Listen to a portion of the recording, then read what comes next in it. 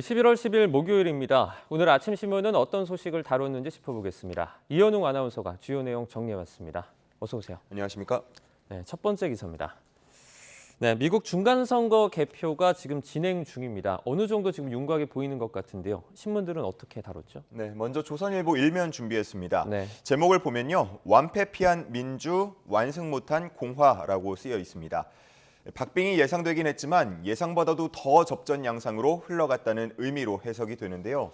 먼저 연방 하원 선거에서는 예상한 대로 공화당의 우세가 나타나긴 했지만 압승을 일컫는 레드 웨이브는 없었다고 했습니다. 네. 또 연방 상원 선거는 하원보다도 더 초박빙 흐름을 나타내고 있었습니다. 미국은 주마다 우편 투표 개표 방식이 조금씩 다른데요. 그렇기 때문에 최종 결과까지는 시간이 조금 더 걸릴 거라는 전망이 나오고 있습니다. 어떤 주는 투표일 전에 우편 투표용지 개표가 가능하기도 하고요. 어떤 주는 투표가 마감되고 나서야 우편 투표용지를 개표하기 시작합니다. 그리고 유효한 투표로 인정되는 우편 투표 기준도 조금씩 다른데요. 짧게는 투표일 다음 날까지 도착하는 것까지만 인정하는 주도 있고요. 또 길게는 열흘 뒤까지 도착하는 걸 인정하는 주도 있습니다. 한편 한국일보에서는 화제의 당선자들을 모아서 기사를 썼는데요. 가장 먼저 연방 하원 의원이 될 수 있는 최저 연령인 25세의 나이로 사상 최연소 하원 의원이자 첫 쿠박의 하원 의원이 된 맥스웰 프로스트를 꼽고 있었습니다. 고졸 학력에 정치 경험도 전무한 우버 운전기사 출신인데 총기 규제 운동에 앞장서면서 하원 의원 자리까지 오게 됐습니다. 그리고 두 번째는 커밍아웃을 한 미국 최초의 레즈비언 주지사 마우라 힐리인데요. 2014년 미국 최초의 성소수자 검찰총장이기도 했던 힐리는 이번에 매사추세츠 주지사에 당선되면서 또 하나의 기록을 썼습니다. 이 밖에도 메릴랜드주 최초 흑인 주지사인 웨스 무어, 또 아버지가 주지사를 지낸 아칸소에서 첫 여성 주지사가 되며 부녀 주지사 기록을 남긴 세라 허커비 샌더스 등 여러 기록들이 나오고 있었습니다. 네, 이제 우편 투표까지 합쳐진 최종 개표 결과는 시간이 좀 더 걸릴 것 같습니다. 지켜보도록 하겠습니다. 다음 기사입니다. 네, 북한 미사일 관련 소식을 좀 다뤄보도록 하겠습니다. 어제도 북한이 또 단거리 탄도미사일을 발사를 했는데요. 지난 2일이죠. 이 북한이 사상 최초로 NLL 이남으로 미사일을 쏘기도 했는데 우리 군이 그 잔해를 지금 수거했다고요? 네, 그렇습니다. 동아일보에 나온 기사와 사진 함께 보시면요. 네. 군이 1,700m 심해에서 미사일 잔해를 인양해서 분석한 결과를 공개했습니다. 추진체 하단부로 보이는데요. 이 잔해 곳곳에서는 러시아어 표기가 발견됐다고 합니다. 네. 이를 토대로 분석한 결과 1960년대 소련에서 항공기 격추용으로 개발한 SA-5로 판명됐다고 합니다. 지대공 미사일을 지대지로 전환해서 단거리 탄도미사일 비행 궤적으로 쏜 걸로 추정이 되는데요. 군은 우리 군의 탐지 요격 태세를 기만하거나 혼선을 주려는 의도로 보고 있다고 했습니다. 그러면서 유사시에 전술핵을 장착한 신형 단거리 탄도미사일과 섞어 쏘면서 우리의 요격망을 최대한 흔들려는 속셈이라고 분석하고 있었습니다. 한편 이 미사일에 대한 군의 초기 판단이 빗나가면서 대북 방공망에 허점을 보였다는 지적도 나오고 있다고 했는데요. 군은 이에 대해서 남쪽으로 향했다면 충분히 탐지해서 요격할 수 있었다고 해명하고 있었습니다. 말씀해 주신 대로 북한은 어제 나흘 만에 다시 동해상으로 단거리 탄도미사일을 발사했는데요. 미국 중간선거 개표 도중 관심을 끌려는 의도로 해석이 된다고 합니다. 앞으로 어떤 형태의 추가 도발이 이어질지 계속 예의주시가 필요한 상황입니다. 네, 다음 기사 보겠습니다. 이번에 참사가 발생한 이 이태원은 누군가에게는 삶의 터전이지 않습니까? 그런데 지금 사람들의 발길이 뚝 끊겨서 힘들어하는 분들이 있다고요. 네, 그렇습니다. 조선일보 기자들이 이태원 상인들을 만나서 들은 이야기를 바탕으로 이렇게 기사를 썼는데요. 네. 이 상황과 반응들 대체로 비슷했습니다.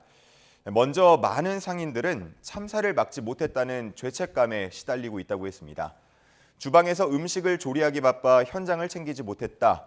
당일에 영업을 마치고 나올 때까지도 인파가 워낙 많아서 사고가 터진 줄은 몰랐다. 영업을 마치고 그냥 집으로 온 게 너무 미안하다. 이런 이야기들을 하고 있었습니다. 죄책감에 가려져 있었지만 생계에 대한 걱정도 하지 않을 수 없었는데요. 이태원 상인에게 헬로윈은 크리스마스와 연말까지 이어지는 성수기에 물꼬를 트는 중요한 시기로 여겨진다고 합니다. 하지만 참사 이후 이태원에는 발길이 뚝 끊겼고요. 헬로윈 전후 대목을 맞아서 평소보다 많은 식재료를 준비해놨던 상인들은 참담한 마음으로 이 식재료들을 모조리 버릴 수밖에 없었다고 합니다. 애도하는 마음으로 여전히 가게 문을 열기를 주저하는 상인들도 많았다고 하고요. 고민 끝에 문을 열어봤지만 손님은 단 한 명도 오지 않았다는 이야기를 전한 상인도 있었습니다. 또 어떤 상인은 코로나를 힘겹게 버텨냈는데 겨우 넘어서나 싶었지만 그 희망이 모두 무너졌다면서 막막함을 토로하기도 했습니다.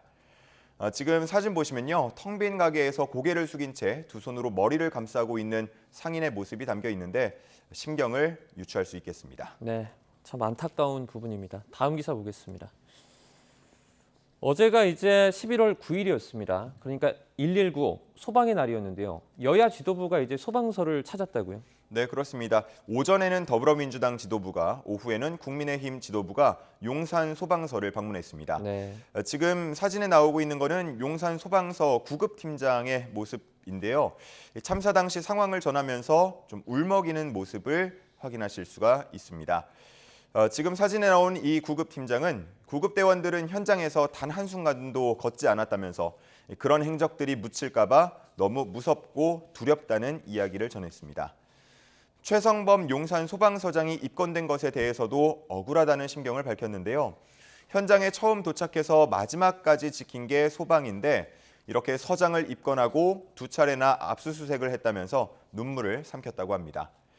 또 감찰 주임은 여러 소방관들이 서장의 입건에 더 큰 아픔을 느끼고 있다면서 본인과 서장은 정신과 치료를 받고 또 약을 복용하고 있다며 호소하는 목소리를 내기도 했습니다. 한편 민주당 지도부와 간담회를 시작하자마자 돌발 상황이 발생하기도 했는데요. 비상 출동 명령을 알리는 경보가 울렸습니다. 그러자 지금 보이는 사진 속 모습처럼 11명의 소방대원이 마치 용수철처럼 바로 자리에서 일어나 밖으로 뛰어나갔다고 합니다. 이러한 상황은 간담회 중에 한 번 더 발생했는데요. 남아있던 대원 중 또 일부가 긴급 출동을 했다고 합니다. 이에 대해서 용산 소방서 행정팀장은 소방서는 항상 이렇게 출동에 대비하고 있기 때문에 지령이 나면 신속하게 출동한다며 양해를 구하기도 했습니다. 네, 다음 기사입니다. 어제 교육부가 2025년에 적용이 될 예정인 교육과정 개편안을 이제 행정 예고했습니다. 주요 내용들이 있을 텐데 전해주시죠. 네, 그렇습니다. 중앙일보 기사 보면서 설명을 드리겠습니다. 이번 교육과정 개정안에는 역사교육과정에 자유민주주의가 다시 들어갔고요. 사회교육과정에는 자유로운 경제활동이라는 표현이 추가됐습니다. 그리고 성소수자, 성평등이라는 용어는 제외됐고요. 음악교육과정에는 그동안 소외 논란이 불거졌던 국악학습 내용이 다시 명시됐습니다. 이 중에서 가장 관심을 모으는 건 역시나 역사교육과정일 텐데요. 그동안 정권이 바뀔 때마다 늘 이념 논쟁의 중심에 서곤 했다고 기사에서는 표현하고 있었습니다. 중앙일보에서는 정권별로 바뀌는 민주주의 표현에 대해서 표로 정리를 해뒀는데요. 노무현 정부 때는 민주주의, 이명박 박근혜 정부 때는 자유민주주의 이렇게 썼다가 문재인 정부 때는 민주주의라는 용어에 자유민주적 기본질서라는 해설을 달았고요. 이번 개정 때에는 자유민주주의라는 용어에 자유민주적 기본질서라는 해설을 달게 됐습니다. 이에 대해서 보수 성향 학자들은 민주주의라는 표현은 인민민주주의, 사회민주주의로 받아들여질 수 있기 때문에 자유라는 말을 꼭 붙여야 한다고 주장했고요. 반면 진보 성향 학자들은 민주주의 자체가 자유를 포함하는 개념이기 때문에 따로 넣을 필요가 없고 이 말을 인민민주주의, 사회민주주의로 이해할 사람은 지금은 한 명도 없다면서 맞서고 있었습니다. 교육부가 이번에 행정 예고한 개정안은 12월 초 심의를 거쳐서 12월 30일 최종 고시될 전망입니다. 네, 마지막 기사 보겠습니다.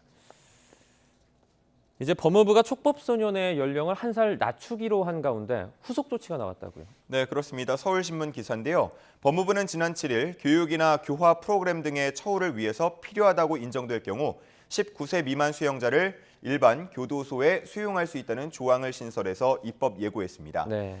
이걸 좀 쉽게 다시 말하면 형이 확정된 19세 미만 수용자를 소년교도소가 아닌 일반 교도소에 수용할 수 있도록 한 겁니다. 법무부가 촉법소년 기준 연령을 1살 내리기로 하면서 앞으로 징역형 선고를 받는 소년범이 더 증가할 걸로 보이는데요. 현재 소년교도소는 경북 김천에 딱 한 곳뿐이기 때문에 과밀 문제가 발생할 수 있다는 우려가 꾸준히 제기돼 왔습니다. 이번 달 기준 김천 소년교도소의 수용률은 80% 중반에 달하는 것으로 알려져 있습니다. 그래서 이번 입법 예고는 촉법소년 연령 하향에 대한 후속 조치로 평가가 되고 있는데요. 소년범을 일반 교도소에 수용하면 성인범으로부터 부정적인 영향을 받을 수 있다는 문제 제기도 항상 제기가 되어 왔는데 법무부는 시설 내부에서 소년범과 성인범을 철저히 분리할 방침이라고 밝혔습니다. 그리고 학과 교육이나 직업훈련 등 교육 환경을 조성하고 교화에 힘쓰면서 소년범들의 건전한 사회 복귀에 기여할 뜻임을 밝히기도 했습니다. 네, 알겠습니다. 굿모닝 브리핑 여기까지 듣겠습니다. 고맙습니다. 감사합니다.